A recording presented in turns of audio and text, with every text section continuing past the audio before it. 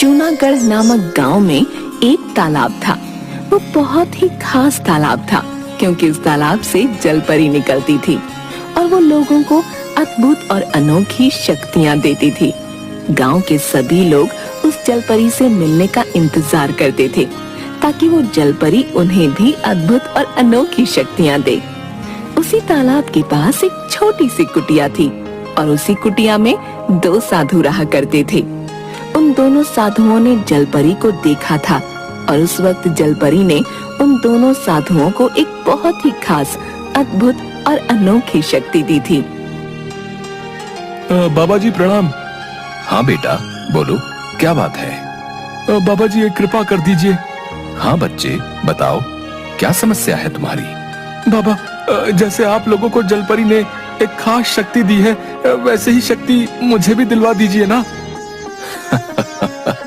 वाह बेटा वाह, तुमने कितनी आसानी से कह दिया कि तुम्हें भी हमारी जैसी शक्तियां जलपरी से चाहिए। मगर तुम ये भूल रहे हो कि हमने कितनी कड़ी तपस्या की है, तब जाकर हमें ये शक्ति मिल पाई है। हाँ बाबा जी मैं जानता हूँ, आप कहिए तो सही, मैं भी कड़ी से कड़ी तपस्या करूंगा, मगर बस एक बार मेरी ये इच्छा पूरी कर दीजिए। अच्छा ठीक है बेटा, हम इस पर विचार जरूर करेंगे। अभी तुम जाओ। जी बाबा प्रणाम। दरअसल उन दोनों की अद्भुत शक्ति ये थी कि वो तालाब के पानी के बीचों बीच चल सकते थे, वो भी बिना किसी सहारे के। और ये शक्ति उस तालाब में रह रही जलपरी ने उन्हें दी थी। कल गांव के सभी लोग हमारी अद्भुत शक्ति देखने आने वाले हैं। ये कौन सी नई बात है? हर कुछ दिनों पर तो वो ये देखने आते ही हैं। अच्छा तो है, कम से कम कुछ दान भी तो मिल जाता है। कल तैयार रहना, सभी शाम के वक्त तालाब के पास आने वाले हैं। हम उन्हें पानी पर चलकर दिखाएंगे। हाँ ठीक है। गांव के सभी लोग उस तालाब के पास भीड़ लगा देते हैं और दोनों साधु का इंतजार करने लगते हैं। वाह वाह, अब भैया बाबा जी अपनी अद्भुत शक्ति हमें दिखाएंगे भैया। अब पीछे खड़े हो जाओ, उन्हें जरा भी तकलीफ नहीं होनी चाहिए भैया। हाँ और सभी चलो दान पेटी में थोड़े थोड़े पैसे रख देते हैं, तब तक वो लोग आते ही होंगे।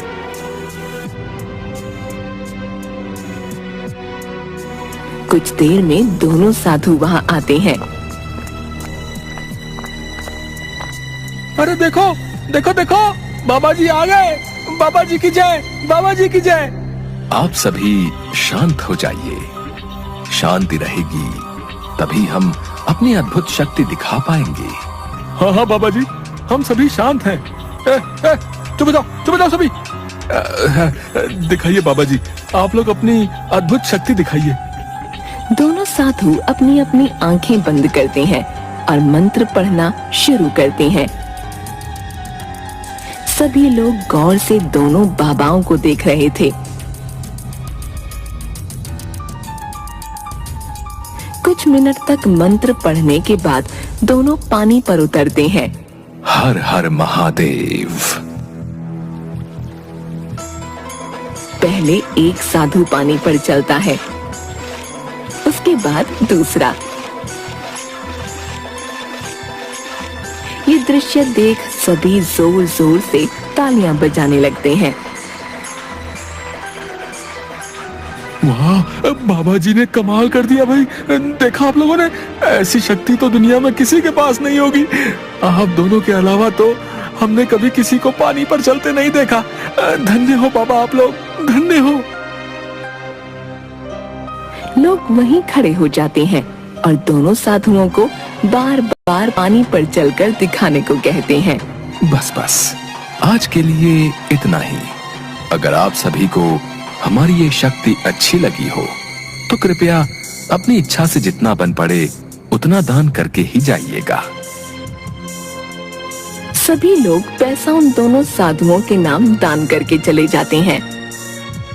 वाह, आज तो सभी ने दिल खोलकर दान किया है। हाँ, बस आगे भी इसी तरह ये गांव वाले हमें दान करते रहें।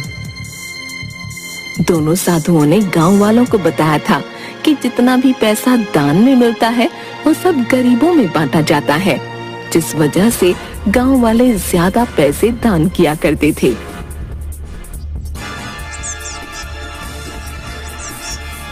एक दिन जब वो दोनों साधु पैसों की गिनती कर रहे थे, तभी एक आदमी उनकी कुटिया के बाहर आता है। बाबा जी, क्या आप लोग अंदर हैं? अरे तुम बाहर जाओ और देखो कौन आया है।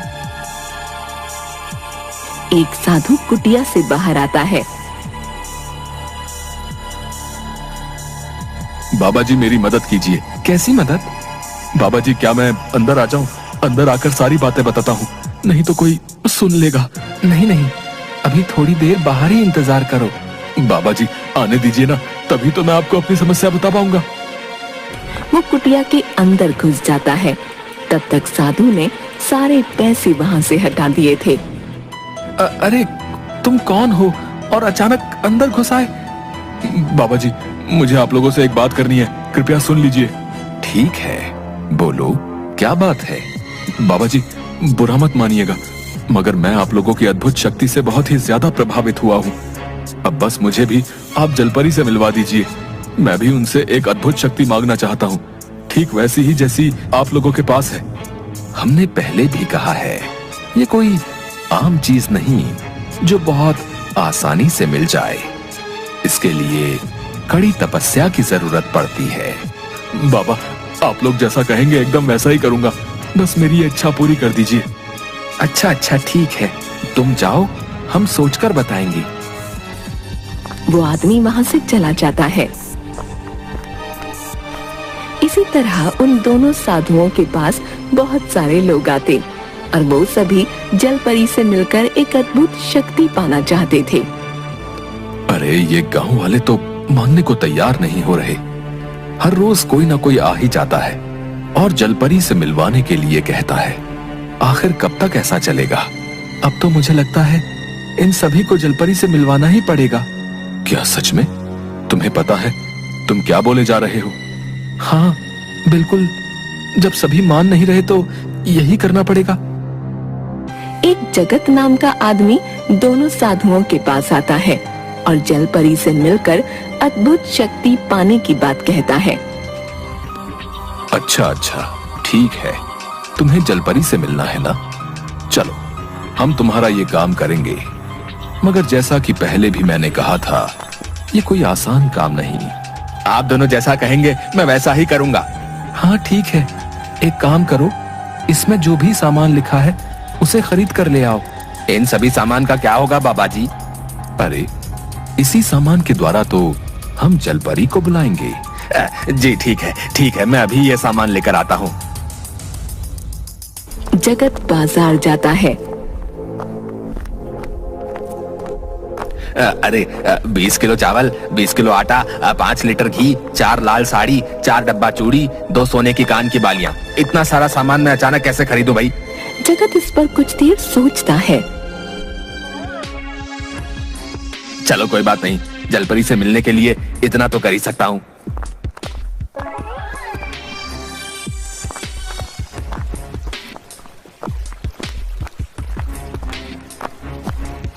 ये लीजिए, मैं सभी सामान लेकर आ गया। वाह, ये तो बहुत अच्छी बात है। अब ये लो, इसमें जो भी लिखा है वो भी लेकर आओ। अरे बाबा जी, अभी तो मैं इतना सामान लेकर आया हूँ और आप कह रहे हैं और सामान लेकर आना है। बेटा, हवन का सामान तो तुम लेकर ही नहीं आए। ये तो सारा सामान जलपरी के नाम चढ़ेगा। बाकी हवन के लिए भी तो सामान चाहिए। वापस जगत बाजार आता है और हवन का सामान खरीद कर ले जाता है। बाबा, अब मेरे पास बिल्कुल भी पैसे नहीं बचे हैं। आपने जो भी कहा वो मैं सब लेकर आ गया हूँ। हाँ बेटा, अब कुछ भी नहीं चाहिए। हम आज से ही हवन शुरू करते हैं। दोनों साधु सारा सामान एक साथ रख देते हैं और हवन शुरू करते हैं।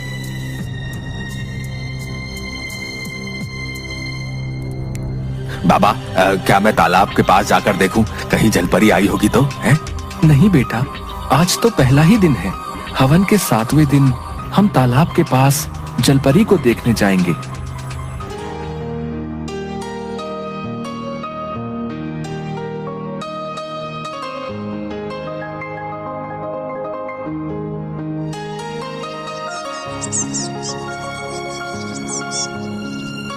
7वें दिन वो आदमी दोनों साधुओं के पास आता है।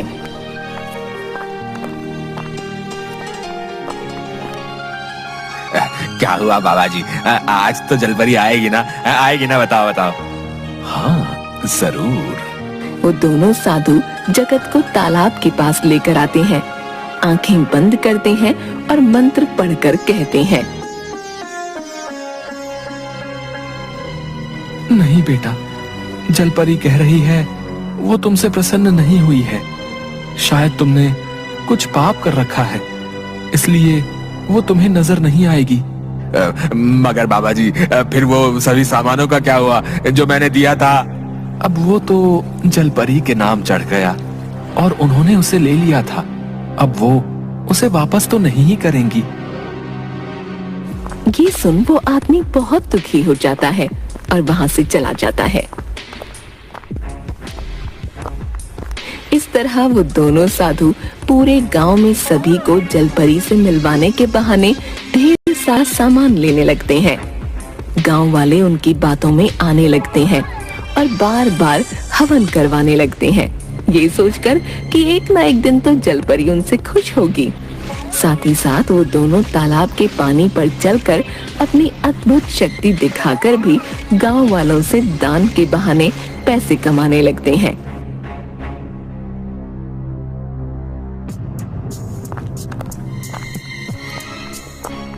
एक दिन जगत सोचता है, बस एक आखिरी बार जलपरी को खुश करके देखता हूँ। आज के आज बाबा से मिलने जाता हूँ। जगत शाम के वक्त उन साधुओं की कुटिया की ओर आने लगा। उस वक्त दोनों मिलकर सारे पैसे गिन रहे थे।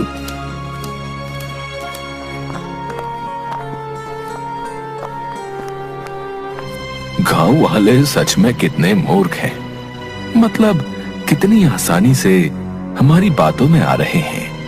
इन्हें लग रहा है सच में जलपरी आएगी। वही तो, इन्हें मूर्ख बनाना बहुत ही आसान है। जब कोई जलपरी है ही नहीं तो जलपरी आएगी कहां से? बस मैं तो चाहता हूँ ये सभी ऐसे ही मूर्ख बनते रहें और हम मालामाल बनते रहें। ये सब जगत सुन लेता है। क्या इसका मतलब ये दोनों आज तक हमें मूर्ख बना रहे थे? अगर कोई जलपरी है ही नहीं तो इसका मतलब हुआ कि इनके पास कोई अद्भुत शक्ति होगी नहीं, क्योंकि इन लोगों ने तो यही कहा है कि जलपरी ने इन्हें पानी पर चलने की अद्भुत शक्ति दी है। सच जान जगत को बहुत गुस्सा आता है और उनकी सच्चाई सभी गांव वालों के सामने लाने की बात वो सोचता है।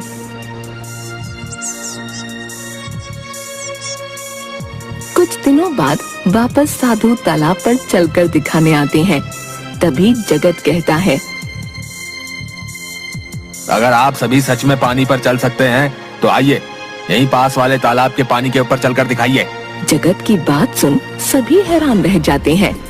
अरे जगत, तुम पागल हो गए हो क्या? है ये क्या बोले जा रहे हो? ये दोनों ये काम नया थोड़े ही कर रहे हैं जो तुम इन पे शक कर रहे हो। नहीं नहीं, अगर ऐसा ही है तो ये मेरी बात को स्वीकार करें और वहां चलकर दिखाएं। अरे तुम शांत हो जाओ और जाओ यहाँ से। अगर तुम्हें ये नहीं देखना तो इन्हें देखने दो। नहीं नहीं, सबसे कम दामों में फैशनेबल वेस्टर्न वियर मीशो अभी डाउनलोड करें।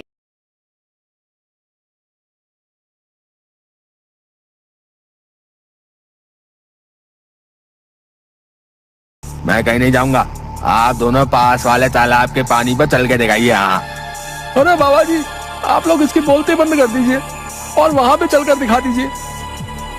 सभी जबरदस्ती दोनों साधुओं को उस तालाब तक लेकर आते हैं।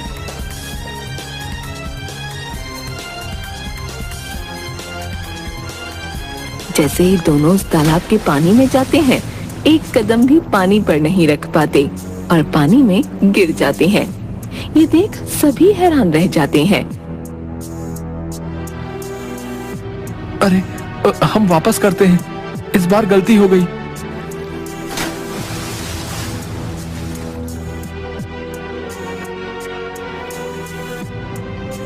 बार बार करने पर भी वो पानी पर चल नहीं पाते। इसका मतलब जगत सही कह रहा था, इन लोगों के पास कोई अद्भुत शक्ति नहीं। जगत तुरंत उसी तालाब में कूद जाता है जिस पर वो साधु चलते थे। तब उसे पता चलता है कि उस तालाब के नीचे जगह जगह पत्थर रखे हुए हैं जिसकी मदद से वो दोनों पानी पर चलते थे। देखो आप सभी, इस पत्थर की मदद से ये दोनों इस तालाब के पानी पर चलते थे। दोनों मुंह छिपाकर भागने लगते हैं।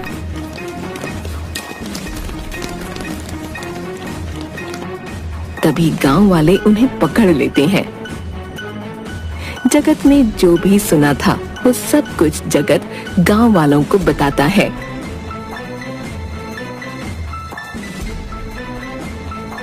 अब बताइए जरा, आप लोगों ने ऐसा क्यों किया, बताइए।